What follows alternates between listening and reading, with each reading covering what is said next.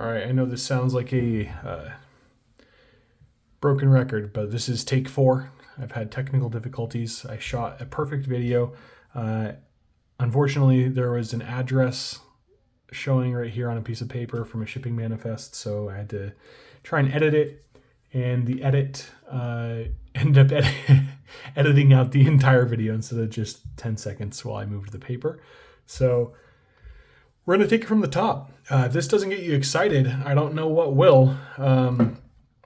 We've got Morgans, we've got Peace Dollars, we've got Libertads, we've got AUBU Walkers, we've got Benjamin Franklin's, we've got Bullion. So without further ado, let's get into it. This is a collection of stuff that I bought from an auction, or a couple auctions, sorry, throughout the week. So one of these packages actually shipped the same day that I purchased everything, which was absolutely bonkers. That never happens. I'm super happy for it. I put the order in on Wednesday and just got the stuff in the mail. I have another one here in this stack right there that came. I ordered it on Sunday. It just got here today. There was a little bit of a delay. I think it was coming from a state where there was some bad weather, and so there were some complications with that. But anyways, the majority of the stuff came from an auction out on the West Coast, and I've been having a lot of luck with the auctions out there lately. I'm not sure why, if it's just coincidence or whatnot, but the pricing has been good. The shipping speed has been good. I have an auction that I typically buy from that's only a 3-hour drive from me, and it takes those packages 4 days to get here somehow. So I'm just going to keep going West Coast, I guess, until something changes. And I know I can depend on those people to ship very quickly. The stuff's very good quality. The descriptions are on point. So we're just going to get into it. I'm going to break down things by order and show you what I got. So first off, I got a 1885 PCGS MS64 Morgan. This one, I wouldn't say it's an especially strong example of what a 64 would look like.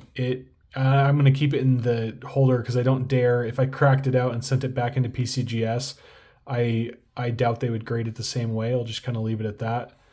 This holder does have some damage to it, like it's been slid around a few times.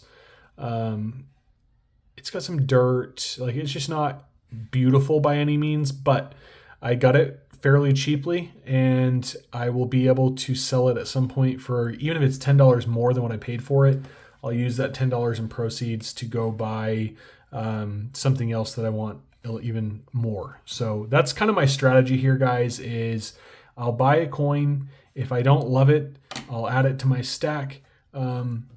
Once my stack gets 4 or 5 coins in it, as far as graded stuff goes, I go through, I cull the 3 that I don't like or the 4 that I don't like, and I keep the best out of the litter, so to speak. So we'll just keep going. This is an 1881S in MS63. This one, to me, I would dare say is close to being undergraded. It's not perfect. I'll show you with the red pen of shame. Right there, you got some marks on there. But other than that, I mean, when you look at it, there's some damage on the plastic holder, so it's kind of tough to tell the true condition. But I mean, the hair is in amazing shape. The feathers on the eagle back here, like the reverse, is pretty much perfect.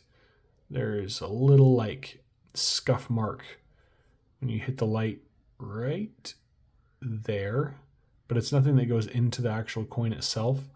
So in my opinion, there is a possibility you could crack this out, send it back in, maybe to PCGS and get a 64 on it, or even send it back into NGC and see what they'd be willing to do. Other option is I could send it to CAC and see if they think it's accurate to 63 and get that certification like I have on this one. And even this one's not perfect. I mean, if you look at the cheek right below the eye there, beside the nose, I'll show you again with the pen right there. You can kind of see some indentation. So nothing's perfect in this world, and everything's up to the interpretation of the person grading. Maybe they're grumpy the day that they undergrade something. So I think there's a chance that one gets graded a little bit higher if I send it back in, but maybe not. Next up, we've got another MS63. This is a 19040. I do have two of these already, so this one will not be staying with me long term, but it is from the Fitzgerald collection, which gives it a little bit of a history edition there. So a little bit of a story. If you want to, it's pretty interesting. If you go look up Fitzgerald collection, Morgan Dollars, Las Vegas, and see what you can find, it's worth a 5-minute read. So this one, again, I mean, you can see the chest feathers there. There is some damage to them. Now I can see why this was graded to 63.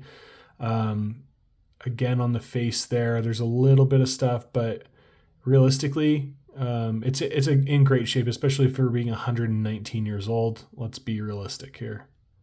But look at that cartwheel. And look at that cartwheel. I love Morgan Dollars so much. It's unhealthy. Give me 1 second here. Next, 1886 P. This was a hole filler initially, and then I actually found another one, and I decided to buy this one anyways because of the cool toning on it. I know if you go back on my channel, you'll find some videos of me being like, I don't really care about toning. I don't care about it to the point where I'm willing to pay huge premiums for it, but I do think it can add another cool little bonus on top of the coin when you're purchasing it and it's already a good grade. It's already a nice coin. Then when you get one that's like, they got that kind of coppery gold color to it, it just makes it pop a little bit more. So to me, I can see why people pay a premium for toned coins.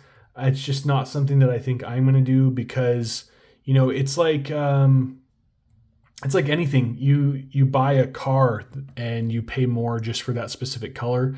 And 5 years down the road, that color's out of style and everyone's like, ooh, that's ugly. And then when you go to sell the car, they're like, oh, sorry, you bought a bronze colored car. It's only worth 40% of what this other car in blue would be. So I buy based on the condition of the coin, not on the toning.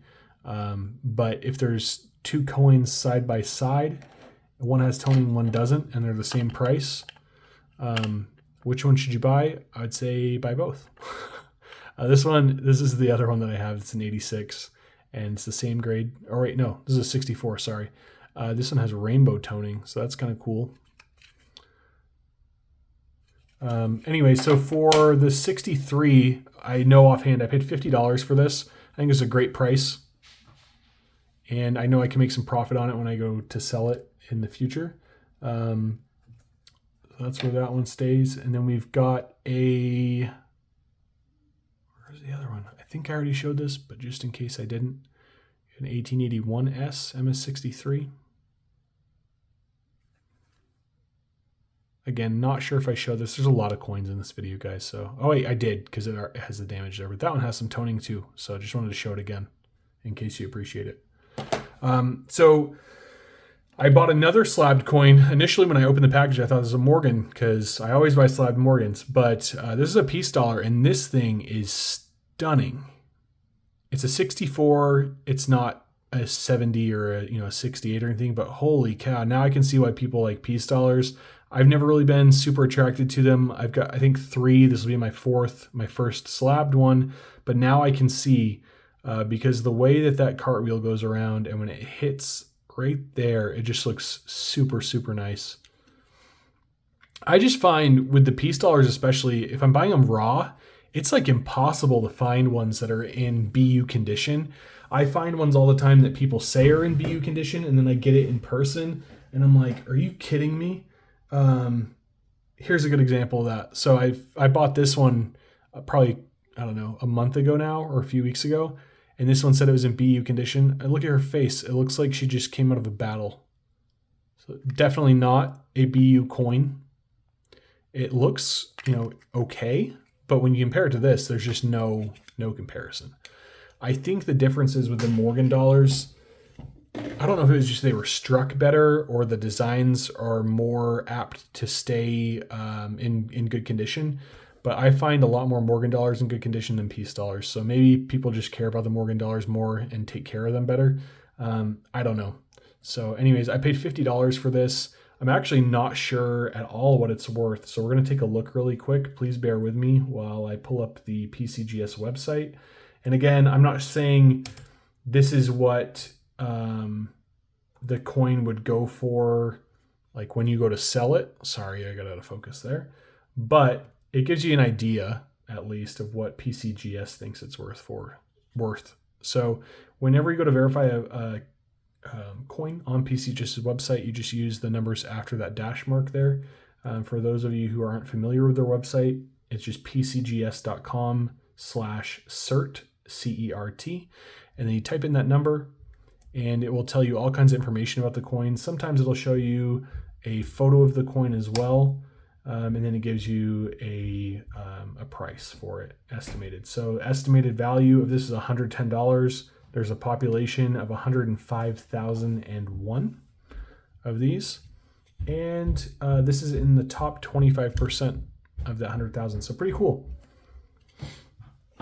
I'm sure I'll be starting on those, sometime in the future here. After I run out of Morgans to buy, I'm going to start buying some Peace dollars and try and do a date set similar to what I did with the Morgans. Got to stay busy, right?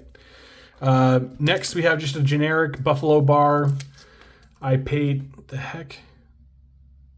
I got extra, I'm guessing this is aluminum, so that came flying off the package. Whoever sold me this, if you need that, let me know. Hope it's not important.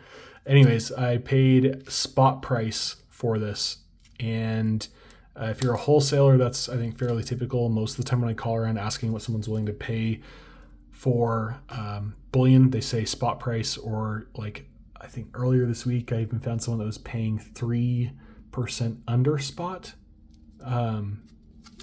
Silver prices are a little bit down right now, but I'll probably sell this. I have, if you want to take a look, I have 3 5-ounce bars now and a 10-ounce bar. This is my second of the Buffalo bars.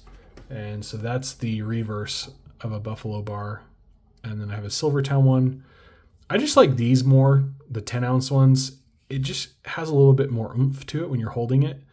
And I like the just chunky, right? So the 5-ounce ones, I mean, they're cool, but I don't really like keeping them in this plastic stuff. So I'm honestly kind of tempted to just rip all those out. Most of them are damaged anyways. Like this one's cut. This one, the corners are peeling off. So it just kind of looks junky. Might dip this one actually into baking soda, aluminum foil, and water mixture and see how much of that I can get to come off. I've had good luck with it in the past, and you don't really damage the value of bullion at all doing that. So anyways, that's what I've got for just bullion, plain bullion right now. All right, we'll get down to my favorites here. So we got some Franklins, 9 of them here, 4, 5, 6, 7, 8, 9. These are all in BU condition. Not much love for Franklins, unfortunately. I love these things. You can find them just about anywhere. Go into any local coin shop and ask for junk silver, and they will probably throw a pile of Franklin $half at you. They don't get very much love. I don't understand why, because they have just as much silver as a Kennedy half or a Walker or a Barber. I get a couple, the Barbers and the Walkers are older, but these are still silver guys, and there's no reason I should be able to pick these up for $8 a piece when you're buying Walkers for 11 to 12 that have been worn. So do yourself a favor, if you want to look up and buy some junk silver, try and get a good deal on some Franklins, and you might end up buying things for lower than what their actual value is. Like I know with these, I could probably get them slabbed and end up paying less than what the coins are worth. So just another, I won't go through every single one of them, but they are nice coins and they deserve to be loved. So I will love them for now until I sell them. Libertads. Picked these up. I found them. I initially was thinking they were like the half-ounce ones just because of how cheap they were at the time. And then I read the description and I was like, hold up. So I threw a bid in, $27 a piece. which, if those of you who don't know, these are basically the Mexican version of the American Silver Eagle, except now they're like exploding in popularity and they have the sky high premiums on them like the Eagles did last year. These are all 82s. So they're not in like crazy good shape or anything, but they're all 82s. And if I decide to sell these, I can get a good amount of change back for them. So I'm going to try to get a whole roll of them. I'm going to try and get 20. And we'll see how long that takes. It'll be another little project. So we've got plenty of ideas for content here. And I think that's what I was struggling with for a little while. I kept posting videos about the same stuff. It was just Morgan's this, Morgan's that, one coin videos. So I apologize. I'm just, we're trying to grow the channel. And unfortunately, the formula is make as many videos as you can and get exposure. So here we have a 1903. This is a P Morgan dollar. This is probably my favorite thing that I've bought. I paid $40 for this coin, and I know for a fact, like I've said multiple times, I'm not a coin grader, but I do have a general idea of how the process works. Aside from that right there, and that's just in the light, there is not one single gash on this entire coin that I saw. And I looked at it for a few minutes before I started filming again, just to make sure I wasn't crazy. But I mean, this thing is clean.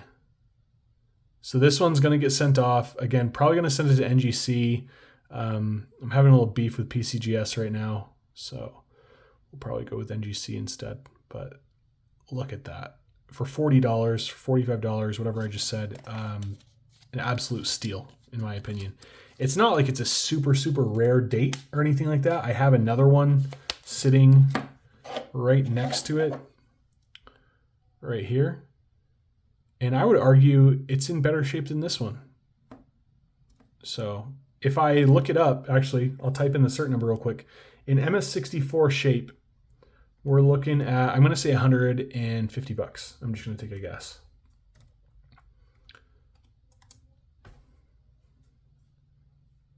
And of that, oh, okay, never mind. I was wrong. So in MS64 shape, a 1903P Morgan is worth $240, according to PCGS. Obviously, what you can hope to pay for that in a real world situation is probably better than $250 or $240, but I could probably get $200 for it. I guess I got mixed up on the date because I didn't think that was one of the ones that fetched that high of a price, but now I'm even more happy. I was expecting a $150 coin. I think that could grade a 64 all day. It's worth at least a shot. If it get below a 63, I would be ready to declare war on someone. So I got to put it in a different holder. Not sure if this has PVC, but it can affect the toning on the coin. So I want to get it in an airtight as quick as I can. And then last up, this is also really, really exciting for me. I've never bought something like this before. This is a whole roll of AU to BU walkers. So I'm going to be really careful with them and take them out here. I got to go through the roll. I haven't looked at them at all, but I mean, look at that. Normally you find these, I'm just going to pick the ender off. Normally you find these in like rolls of old half dollars and stuff at the bank, but these things have been really well preserved. There's not a lot of damage to them. The details on the gown are really good still. Normally that's all worn down. I mean, the eagle feathers, look at that.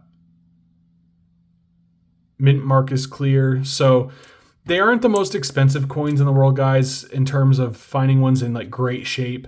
It's not like I'm going to be able to get $1,000 a piece for these or anything, but just to be able to find ones that are in really good condition. Normally when I find them, I'll give you an example because I have a bunch here.